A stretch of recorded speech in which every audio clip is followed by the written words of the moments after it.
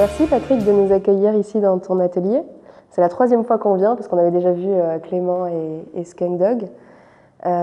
Comme tous les autres artistes, je vais te demander un mot, une date, une œuvre. On commence par le mot. Quel est le mot que tu as choisi? Alors ça n'a pas été facile, même très compliqué, mais j'ai choisi le mot mélancolie. C'est ce que tu as en toi pour créer ou pas? C'est un état dans lequel j'aime bien être, justement pour créer et pour peindre. Voilà, donc quand je me mets devant la toile, c'est une espèce de mode tu vois, automatique comme ça, où je me mets dans cet état-là, quoi. Ça passe par quoi? Par une musique que tu écoutes? Par... Ouais, mélancolique habituellement ou pas? ouais, je me mets dans une ambiance particulière, ouais, une ambiance de... Pas une tristesse, parce que c'est pas ça, c'est pas dépressif, c'est juste pour pouvoir peindre et puis sortir ce que j'ai en moi, en fait. Il y a une phrase de Victor Hugo que tu nous disais tout à l'heure sur la mélancolie. Ouais, alors ouais, alors la mélancolie au sens Larousse, tu vois, si tu prends sur le dictionnaire, c'est marqué dépression, limite tendance suicidaire.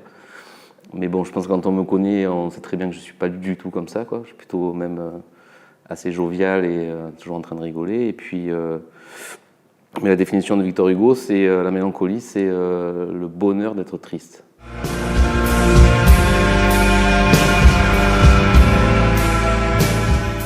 Il faut choisir une date maintenant. Je sais que tu as eu du mal à trouver une date. Ah oui, alors la date, oui, j'ai pensé à tellement plein de dates que ça a été compliqué.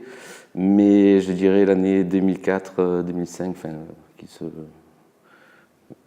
se joue sur une année, quoi. C'est l'année où je me suis mis à enfin peindre, quoi. Voilà, ce dont je rêvais depuis que je suis petit et que j'ai jamais pu réaliser parce que la vie a fait que...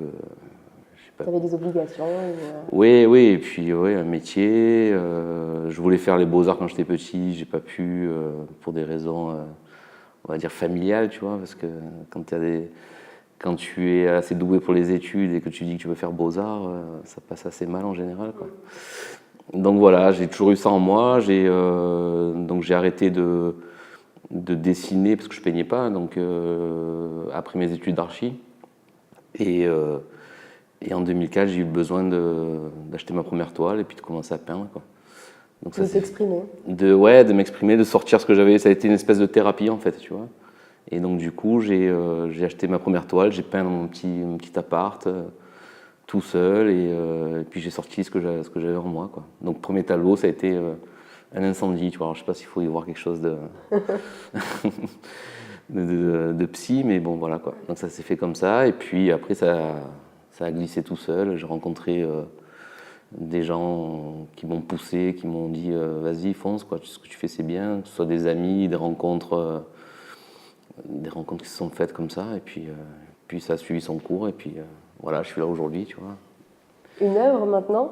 Alors une œuvre, celle-ci, voilà, qui va partir au musée Regard de Provence pour une expo qui va avoir lieu je crois du 10 février au 1er juillet. Et dont le thème est la muse, l'égérie, la diva. Ouais, pour 2018, l'amour. Voilà, c'est ça. Et le musée, par le biais de David Pusquois, m'a demandé si je voulais bien leur faire un tableau. Et évidemment, j'ai accepté parce que je vais me retrouver, tu vois, avec les gens que j'admirais quand j'étais petit, enfin, des peintres classiques et des contemporains. Pour parler plus spécifiquement du tableau, est-ce que c'est le sujet la muse? Est-ce que c'est comme ça que tu l'imagines, ta muse, ou pas? C'est pas une vision classique de la muse qui est magnifiée, qui est mise en avant et de l'amour. C'est plus une vision un peu...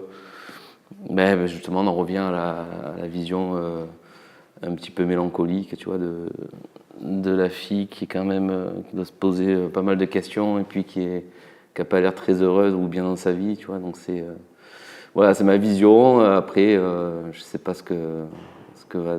comment les gens vont réagir, mais voilà, j'espère qu'ils vont, justement, ça va les faire réagir, qu'ils vont avoir une émotion devant, quelle qu'elle soit d'ailleurs, hein, parce que ça peut être du rejet, ça peut être du questionnement, ça peut être plein de choses. Voilà. Super, merci beaucoup Patrick.